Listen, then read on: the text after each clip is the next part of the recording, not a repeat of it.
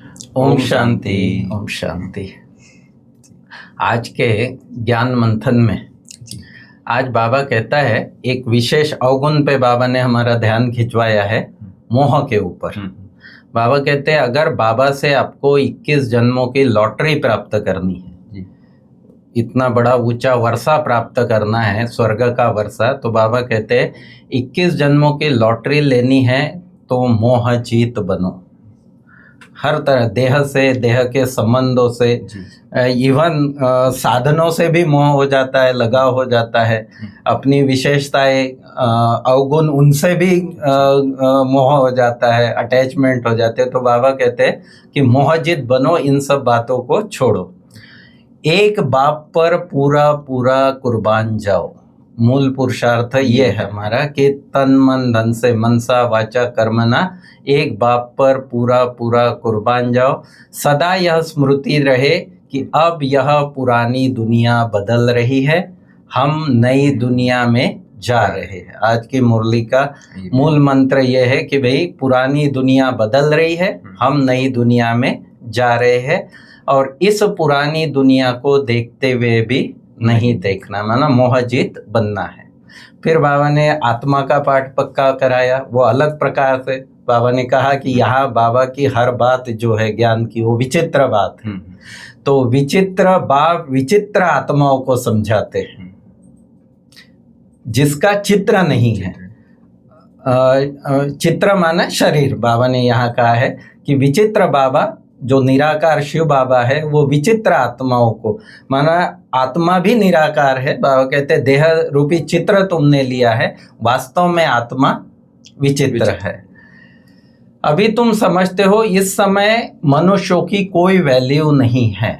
वर्तमान समय के बारे में बाबा कह रहे हैं कि कैसे मनुष्यों की हालत है कि जैसे मच्छरों सदृश, जानवरों सदृश मनुष्य मरते हैं।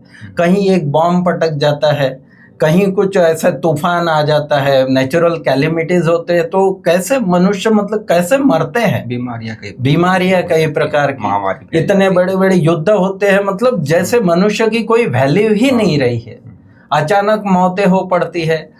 तो बाबा कहते हैं रावण राज्य में मनुष्य की कोई वैल्यू नहीं है, और बाबा तुमको इस ज्ञान के आधार पर इतना वैल्यूएबल बनाते हैं कि वर्थ नॉट अ पेनी से वर्थ पाउंड बना देते, स्वर्ग का मालिक बना देते। फिर बाबा ने कहा कि ये जो अविनाशी ज्ञान रतन है बाबा के, इनका कभी भी विनाश नहीं होता, ये बहुत वैल्यूएबल है। बाप का परिचय देना और आत्माओं को बाबा का परिचय देना, बाबा कहते हैं ये कोई कम बात थोड़ी है, उनके जीवन श्रेष्ठ बन जाती है। कोई कोई के तो सुनते सुनते, अगर वो बाबा के ज्ञान वाली आत्मा होगी या भक्ति बहुत अच्छी की होगी, आध्यात्म में इंटरेस्ट होगा, तो उसको एकदम रोमांच खड़े हो जाएंगे कि ये तो विचित्र ही प्रकार, और मतलब ज्ञान कितना श्रेष्ठ ज्ञान है। तो इस प्रकार से बाबा उच्च पद पाना है तो पुरुषार्थ में भी लग पड़ेंगे, जो आत्मा ऐसा समझेंगी। फिर बाबा कहते हैं कि बाबा के कार्य में ये नियम है कि बूंद बूंद से तालाब होता है। कोई कोई 1 रुपया भी भेज देते हैं बाबा के कार्य में। ऐसे हमने बूढ़ी माताओं के और कितने ऐसे अनुभव है कि बाबा के कार्य में दाल चावल भी भेज देते थे। तो बाबा कहते हैं कि ऐसे बच्चे जो है वो, बाबा कहते हैं, बाबा ने कहा गायन है कि सुदामा ने चावल मुट्ठी दिया और स्वर्ग के महल, उसको बड़े महल मिल गए सोने के, जब अब अपने घर पे आया। तो इस प्रकार से बाबा ने बहुत अच्छी तरह धारणाओं पर समझाया, ज्ञान की बातें समझाई। मैं चाहूँगा कि आज की मुरली पर आप विस्तृत रूप से प्रकाश डालें। आज 13/11/2025 है। आज अभी जो मुरलियाँ चल रही हैं, खास वैसे तो चारों ही सब्जेक्ट उसमें आ जाते हैं, ज्ञान, योग, सेवा, धारणा, लेकिन खास बाबा अभी आत्मा का पाठ पूरा पक्का करा रहे हैं, अलग अलग रीति से। हर मुरली में हम देखते हैं कि कल की मुरली में थी कि विचित्र, अभी जैसे आज की मुरली में विचित्र था, और कल की मुरली में पूरा आत्मा का पाठ बाबा ने पूरा पक्का कराया था। आज बाबा ने कहा विचित्र, जिसका चित्र नहीं, जैसे रूहानी बाप और रूहानी बच्चे, जिस्मानी की पत्नी, इसको कहा जाता है आत्मा और परमात्मा का रूहानी मिलन। कल की मुरली रूहानियत की शक्ति। हाँ जी। तो ऐसे ही तो ये जो अभी जो समय चल रहा है, जो अचानक का जो समय चल रहा है, बहुत कुछ कहाँ क्या हो जाता है न? जैसे अभी पता चला कि भाई बम वगैरह फट गए थे वहाँ दिल्ली में। तो कहने का मतलब ये दुख की दुनिया है, दुख धाम है, कलयुग की दुनिया है, रावण का राज्य है।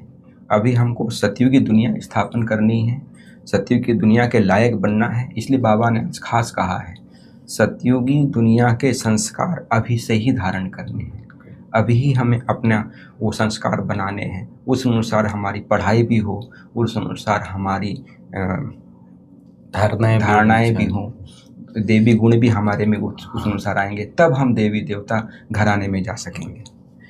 तो बाबा खास हम बच्चों को आज समझा रहे हैं कि अभी तुम्हारी जो कितनी वैल्यू है, जो वर्थ पाउंड बन जाते हो। जैसे कहते हैं ना, हीरे जैसा जन्म अमोलक, है ना, जिसको कौड़ी बदले जाए। इसलिए बाबा ने आज कहा माना जरा भी समय को बर्बाद नहीं करना है, क्योंकि हमने बहुत दुख सहन किया है इस दुनिया में, क्योंकि ये दुख की दुनिया है। अभी हमको सुख की दुनिया में जाना है तो सतो प्रधान हमको बनना ही बनना है। जब तक हम सतो प्रधान नहीं बनेंगे तब तक सुख की दुनिया में जाएंगे नहीं। उसके लिए बाबा ने आज खास कहा है शिव बाबा की श्रेष्ठ श्रीमत है। यदि हम श्रीमत पर चलते हैं तो श्रीमत माना वर्षा, तो वर्षा जब हमको प्राप्त करते हैं हम, तो सतयुग की दुनिया के लायक बन जाते हैं। बाबा मतलब वर्षा। आज बाबा ने खास शब्द कहा है शिव बाबा।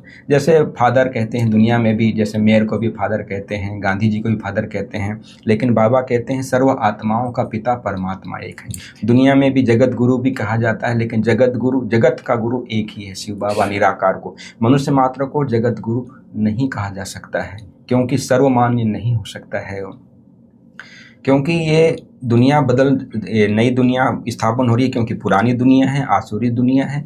हमको इसलिए नई और देवी दुनिया स्थापन कर रहे हैं। इसलिए बाबा हम बच्चों को कहते हैं कि मैं जो हूँ, जैसा हूँ, यथार्थ समझ मुझे याद करना है। और इस बात को कोई विरला ही जानता है। बाबा के बच्चों में भी इस बात को बहुत नंबरवार पुरुषार्थ अनुसार जानते हैं। तो याद के पुरुषार्थ को, जो याद के पुरुषार्थी होंगे ना, उनको बाबा कहते हैं रियल नशा चढ़ता है। सेवा जो करते हैं वो अलग बात है, सेवा हम 84 का चक्र हम समझाते हैं या जो भी बात समझाते हैं, लेकिन उसको इतना नशा नहीं चढ़ेगा। लेकिन जो याद के सच्चे पुरुषार्थी होंगे उसको इतना नशा चढ़ता है।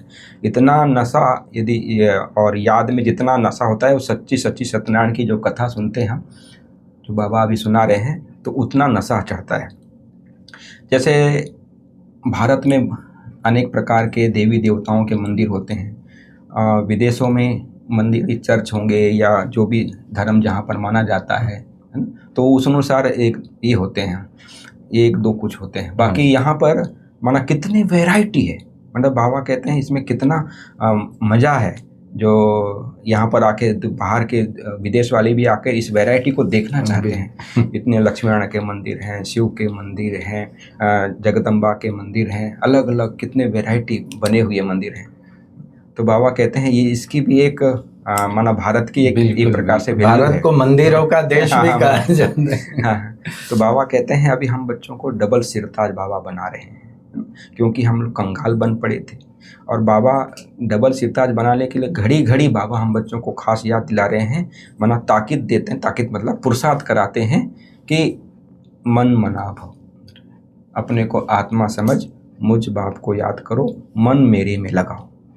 जैसे कई प्रकार के, जैसे कहते हैं 16 कला संपूर्ण ये कहते हैं ना वहाँ पर सतयुग की दुनिया में, तो अनेक प्रकार के हुनर वाले भी सतयुग की दुनिया में जाएंगे। जैसे आज बाबा ने खास उदाहरण दिया है, जैसे हीरा काटने वाले होते हैं दुनिया में, उनकी कितना वैल्यू होती है, महत्व होता है, तो हीरे काटते हैं। वहाँ पर भी ऐसा हुनर जाएगा, क्योंकि अनेक प्रकार की हुनर की आवश्यकता होता है। साइंस वालों की, मकान बनाने वालों की, हीरे जवाहरात जड़ित करने वालों की, तो ये सब हुनर जो है सतयुग की दुनिया में एकदम रिफाइन होकर सुख वाला जाएगा। क्योंकि वहाँ पर अनेक प्रकार के ऐसे रिफाइन साधन होंगे बिना आवाज़ वाले। जैसे प्लेन भी उड़ेगा तो बिना आवाज़ के उड़ेगा, जैसे दिखाते हैं ना पुष्पक विमान, एक्सीडेंट प्रूफ भी रहेगा। तो वहाँ कितना सुख होगा बाबा हम बच्चों को समझा रहे हैं, क्योंकि लक्ष्मी नारायण का राज होगा जिसको स्वर्ग कहा जाता है, हर 100% सॉल्वेंट, दुख का नाम निशान नहीं। यहाँ तो दुख की दुनिया है, तो कितने आत्माएं दुखी हैं। इसलिए बाबा कहते हैं यदि तुम बच्चों को यदि सतयुग की दुनिया में जाना है तो ये इस रूहानी ज्ञान का नशा और खुमारी होनी चाहिए, इतना नशा होना चाहिए, इतना खुशी होनी चाहिए। इसके लिए बाबा ने कहा पवित्र जरूर बनना है। पवित्रता के बिना वो स्थायी नशा, स्थायी खुशी नहीं हो सकती है, क्योंकि इसके लिए देवी गुण भी चाहिए सतयुग की दुनिया में जाने के लिए, क्योंकि हम यहाँ पर ही हम वो संस्कार धारण करते हैं। तो आत्माओं को बाबा पक्का कराते हैं कि एक परमपिता परमात्मा को ही याद करना है, बाकी देह और देह के संबंधों को भूल मुझे ही याद करना है। ये खास बाबा जैसे गीता में लिखा हुआ है वो बाबा खास याद दिलाते हैं। इसलिए बाबा कहते हैं अपने आत्मा के पाठ को पक्का करना है। इस शरीर द्वारा कोई भी विक्रम नहीं करना है, क्योंकि हम बच्चों को इतनी बड़ी लॉटरी मिली है जो हम सतयुग की दुनिया के लायक बन जाते हैं, सतयुग की दुनिया के मालिक बन जाते हैं, है ना। क्योंकि ये जो अपना अविनाशी रुद्र ज्ञान यज्ञ है, जिसको राजस्व अविनाशी अश्वमेघ अविनाशी रुद्र गीता ज्ञान यज्ञ कहा जाता है।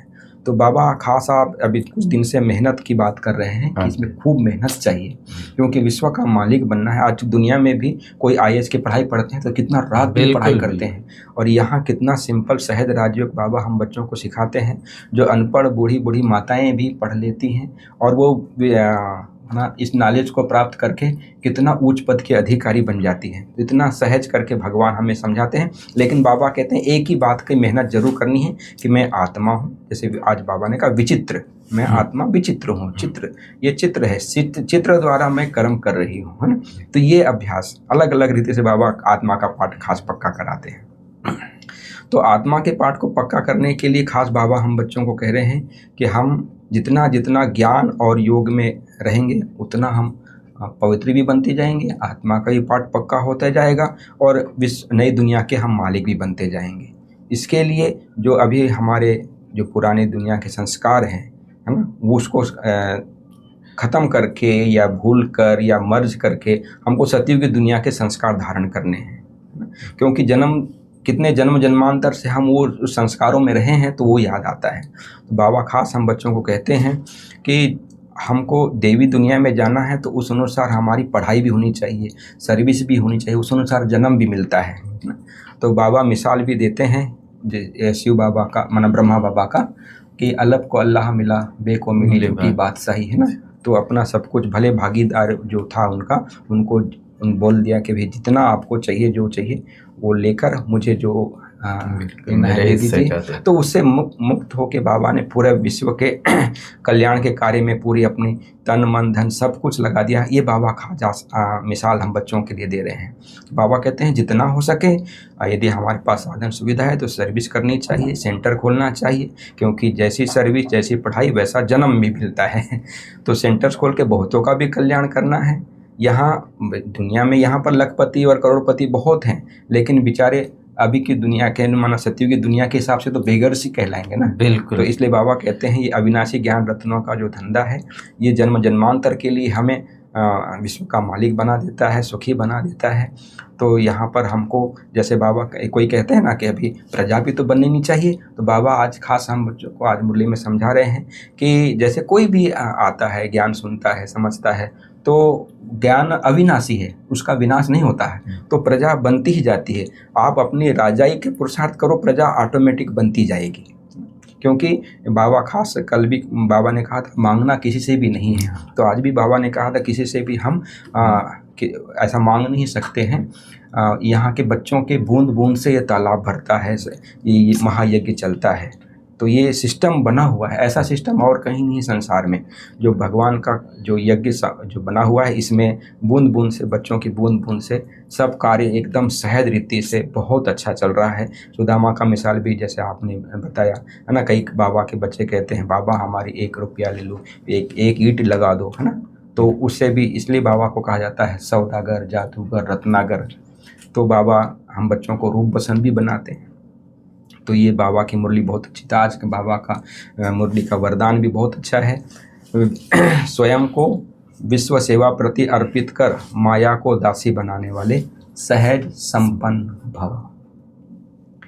क्योंकि अब जो अपना जो समय है, प्राप्तियां हैं, ज्ञान है, गुण हैं, शक्तियां हैं, इनको हम विश्व सेवा अर्थ जितना अर्पण करते जाएंगे उतना हम दर्पण भी बनेंगे और उतना हमारी यदि इसमें जैसा लगते जाएगा, जैसे कहते हैं ना कि ये जो ज्ञान गुण शक्तियाँ खुशी जो है इसको जितना हम यूज करते जाएंगे उतना बढ़ता है ये।